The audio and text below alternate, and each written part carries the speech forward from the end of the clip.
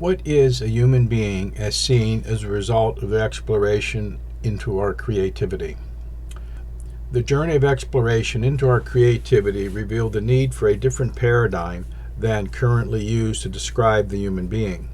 Both the concept of the human being being a body with a soul, or a soul having a physical experience in a human body, are inadequate if one wishes to access the depth and breadth of the creative power and creative ability available to us to create our reality and the experiences within that reality.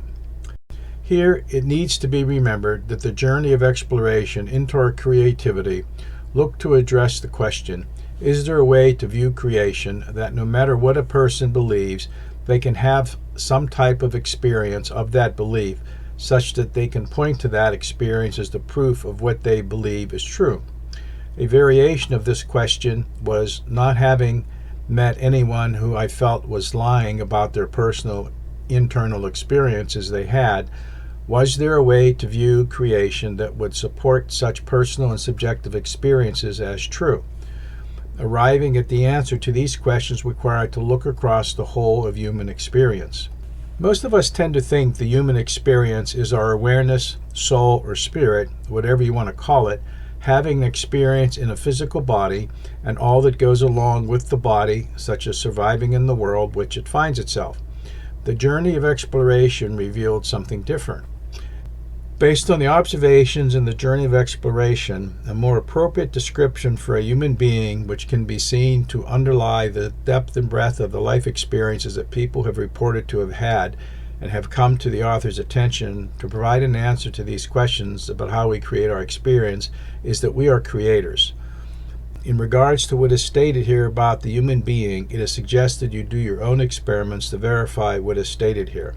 The only criteria you need is to use the creativity perspective and hold your creativity and that of any other sacred, and see oneself and any other as a creator, and ask yourself, how are we creating these experiences?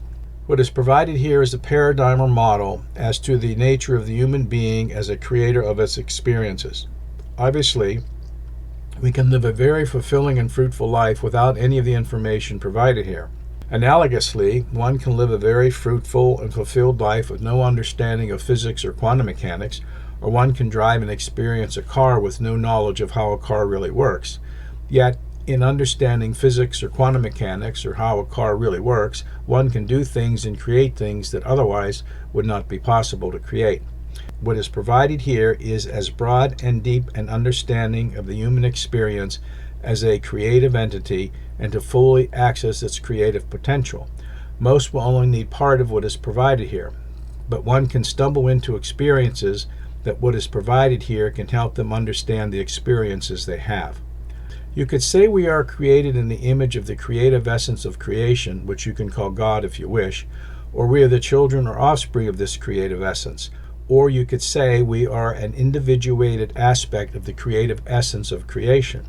Or you could just simply say we are made of the same stuff of creation, and as such, what is contained within us is the same creative power and creative ability that gives rise to all of creation. Exactly how this translates into how we create our reality and the experiences we have in that reality is beyond this particular discussion. What is provided here is a perspective of the human being as a creator as a starting point to understand how we create what we do. First and foremost, we are unique, individuated aspects of the creative essence of creation. As this unique, individuated aspect, we each are incredibly unique, and all that we experience and all of our perceptions are subjective. No one sees or experiences creation as we do. No one has our pain. No one has our joy. It is vital that we learn to discern what is true for us and what serves our being. We need to become aware of what resonates within us and is in alignment with who we are. We need to eat and digest all that we experience and keep what resonates within us, making it our own and discarding the remainder. It is said in some traditions the Creator individualized to experience its creation.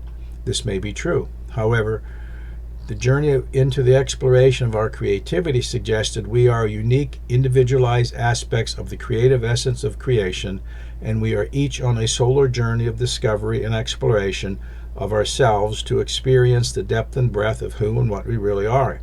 We each take this journey of discovery and exploration in our own unique way, and others who enter our life are only there to give us the experiences to discover what lies within our own being.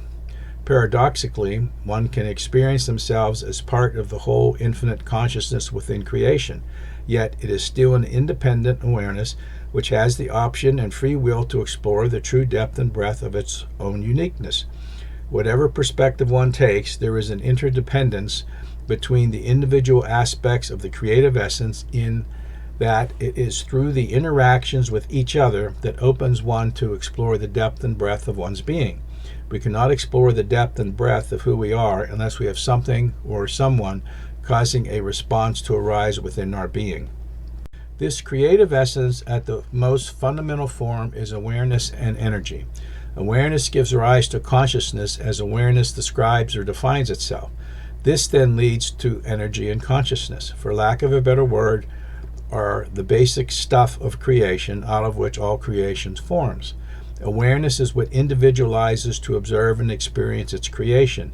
Energy is what localizes into form, or what we could call matter, to give rise to creation. Creation is done between the individualized awareness desiring to experience the localized energy in a particular form of the desired creation by how this awareness, as consciousness, focused its attention and awareness. As one can come to see from the creativity perspective, you can consider energy and consciousness as different perspectives of the same material. That is, within energy is consciousness, and within consciousness is energy. All communication is energy-based. Within all energy is information. If communicated, the energy can be experienced as a consciousness. This awareness, as experienced within the human being, can be seen as an observer standing apart from what is happening and simply observing. It can observe our thoughts and how we think, and it sees how we can define ourselves by what we think and believe. This awareness can be seen, described, or experienced as consciousness, and as consciousness, some of it may be conscious or unconscious.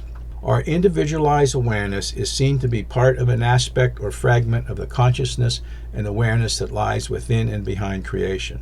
As such, it is an incredibly unique aspect of this consciousness and possesses the same creative power and creative ability as the consciousness of which it is a part, but to a lesser degree.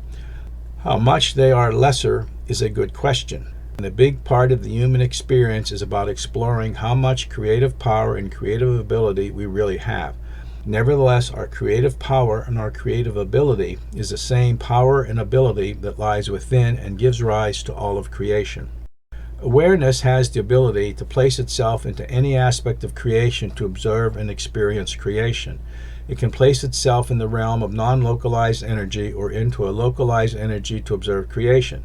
It has the ability to place itself in more than one form simultaneously. That is, awareness is multidimensional. The essence of who we are seems to be what we can call an awareness that defines itself by the experiences it has. As a human being, most are unaware of this multidimensional aspect of our awareness. This is partially by design, and partially we are just unaware of this aspect of our being. Quite simply, the human mind is very limited in its perception and cannot grasp the infinity of creation. The best it can do is speak in analogies and similes, and in its understanding of creation, where some analogies and similes are more accurate or effective than others, where the accuracy and effectiveness depends on what is being observed. By design, the human being is limited in its awareness for the purposes of having a physical experience. We are a composite of three things, aspects or parts. Each of these aspects have been described in a variety of ways in different traditions. The terms used here best describe the creative aspects to access the depth and breadth of our creative power and creative ability. The three parts of the human being are described as follows, and each plays specific roles in the human experience. There is a body, which is an energy-based vehicle for the experience. Then there is the creative spirit or creative life energy, which activates the body. Without the creative spirit or the creative life energy, the body dies. Some could call this creative spirit or creative life energy the soul. However, the concept of a soul was traditionally used as very inadequate for understanding the depth and breadth of the creative ability and creative power available to this creative spirit. The third part is our higher self. This higher self is the aspect or fragment of the consciousness which lies within or behind creation. If you wish, you can view this consciousness within or behind creation as God, or simply the creative force or essence of creation. Our higher self is the essence of who we are, and us as an individualized aspect of the creative essence of creation.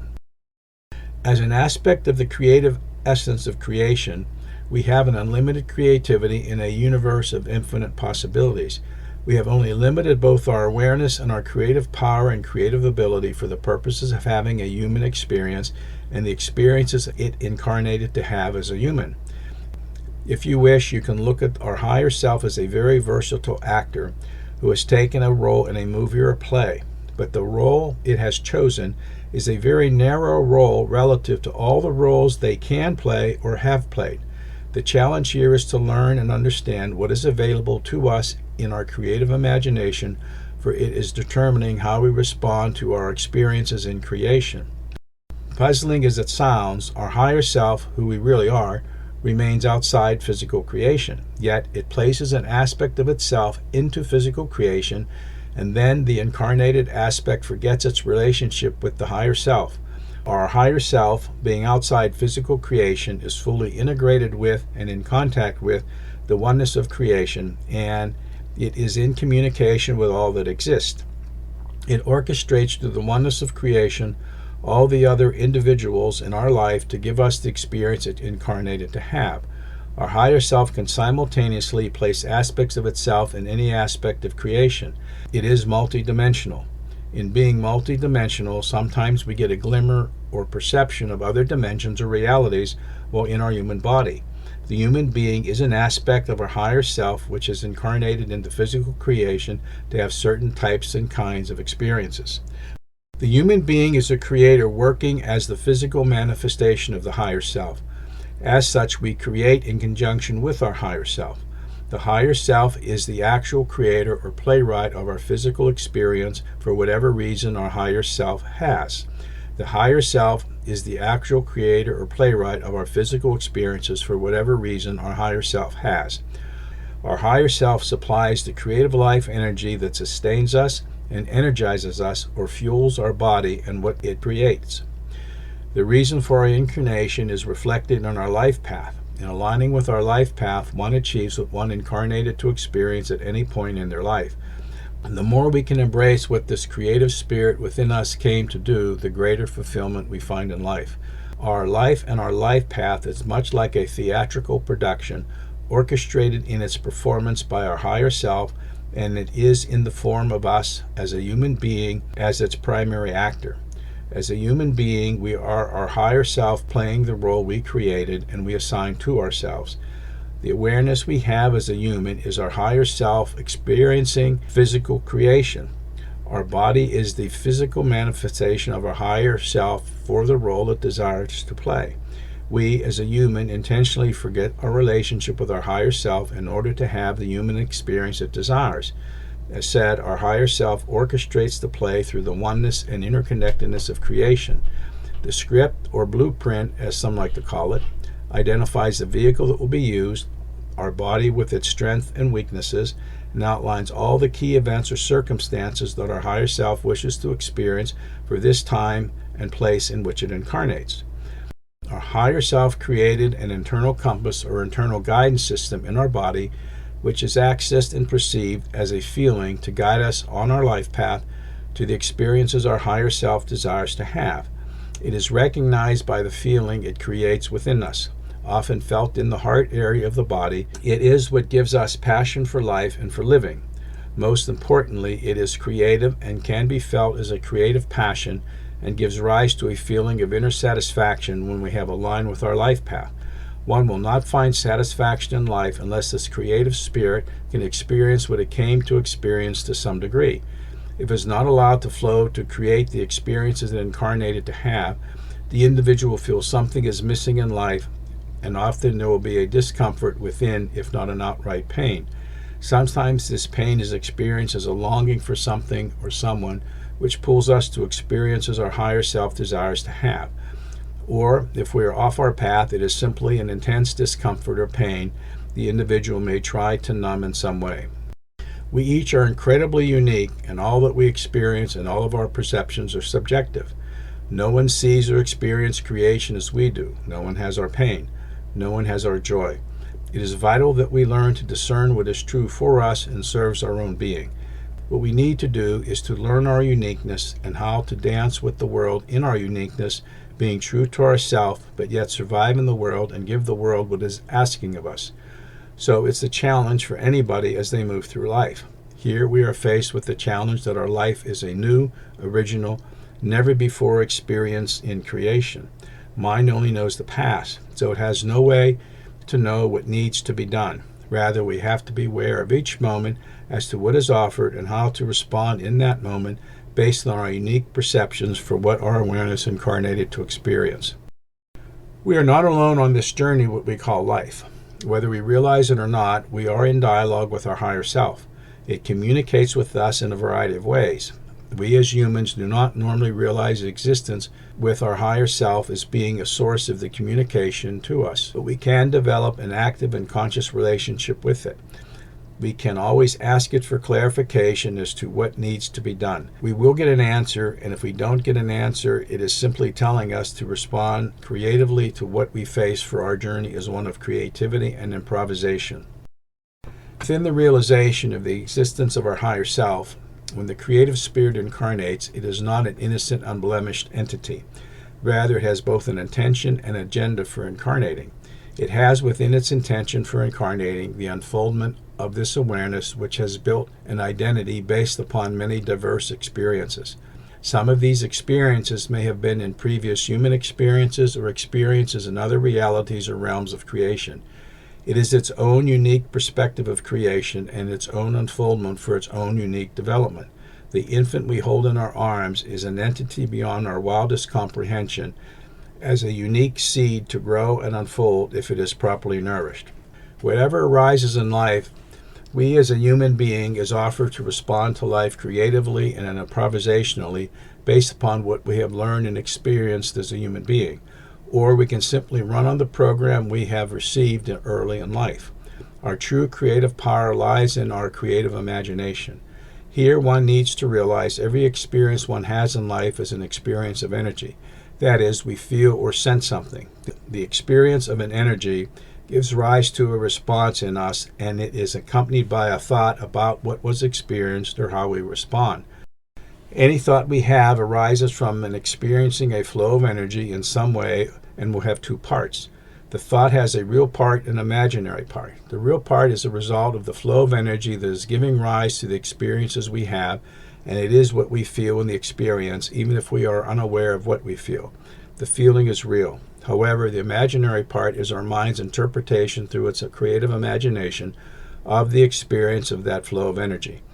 Any interpretation generated by the brain of any signal rising in the body is an illusion created by the mind. The mind's characterization of the energy into a thought is the illusion created by our consciousness by what it thinks, believes, and the experiences we have had and what we call mind. If we have different beliefs, we would characterize the energy differently. For example, the signal we get from our eyes to our brain when we see the sun rise above the horizon and then set below the horizon is real. We can measure this signal and it is real. Based on our interpretation of what we see, we say it is true, the sun rises and sets. Unfortunately, the sun does not rise or set, the earth rotates. The belief of the sun rising and setting is an illusion. However, we characterize and interpret any experience as based upon what we think and believe, and if we change what we think and believe, our characterization and interpretation will change. It needs to be realized that everything that exists that has not been created by what humans or Homo sapiens call God, or not created by nature, started as a single thought in the mind of an individual. All of it. This includes every scientific tradition, every spiritual tradition, every piece of music, art, written book, all forms of writing, all economic systems, all government systems, and anything you can name created by humans. It all started with a single thought within one individual's mind. Others then take the individual's thought and build on it, or from it, for whatever area it is applicable, giving rise to what the humans who take this thought create. The body and all physical objects are energy structures. Each has an energy signature unique to itself. Our body, as an energy structure or energy vehicle, both transmits and receives energy. It is continually energetically interacting with its environment. Whether we realize it or not, each atom, molecule, cell, organ, or structure of the body has an energy signature. Our body is composed of all these energy signatures held together by our unique creative life energy, which also has its own unique energy signature overlaying the body to create who we are. Depending on how our consciousness focuses our attention and awareness, we can energetically discern these multiple energy aspects of our body and our being. Relative to our body, we need to understand it is an energy vehicle created by our higher self for the experience it desires to have. It needs to be understood that the desire of consciousness to have an experience causes a flow of energy to arise to fulfill that experience. The desire of our higher self created a flow of energy we experience as our creative life energy. It flows into a pattern reflected in our life path to create the experiences of our higher self desires to have.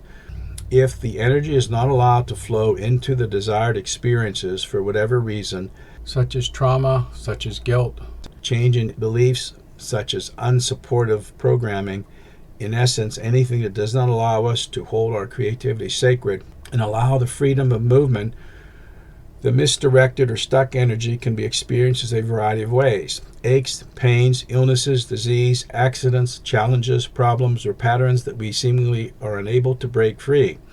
These experiences are not necessarily bad. They all depend on what our consciousness desires to experience. It needs to be understood our higher self has the ability to create illness or disease and orchestrates an accident if it desires the experience. But we as humans are part of our higher self, and we can cause or become the occasion for creating illness, disease, or accidents by how we choose to respond to life. If we follow our life path, it will give us all the health that we need for what we have incarnated to do. If we choose in ways that do not allow our creative life energy to flow freely, we can create undesirable conditions. Any illness or disease or accidents are simply experiences created through our human mind or our higher self we chose to have for whatever the experience offers. When the experience is had and we integrate what the experience offers, we move from that to the next experience we desire. In summary, it can be said that our life is determined by our life path. If a person follows and aligns with their unique life path, they will be led to the experiences that push them towards an appreciation of their own creative imagination, their creative power and creative ability, and the wonder, beauty, and magic of creation. But it is a simultaneous inward and outward journey. We will be led to the key external experiences we need to have for our life path, but we will not reap the fruits available if we have not done the necessarily internal work up to that point. Similarly, if we do the extensive internal work, but don't do the external work as guided by the longing in the heart and following our internal compass, we will miss the external opportunities being offered. Quite simply, there is an element of chaos to creation when the old dies and the new reborn, and our mind is incapable to fully deal with the chaos for the new creation, since the mind only knows the past. The life experience one has assists in the development of how to deal with the chaos in life that is required for later life experiences. But we must be open to life itself and trust the process and follow our internal guidance. Here we need to note, reference is made to doing the necessary internal work and necessary external work. The external work is about understanding the chain of events that brought one to the particular place one is at in their life. This is about pulling the string on the chain of events to see how we got to where we are now.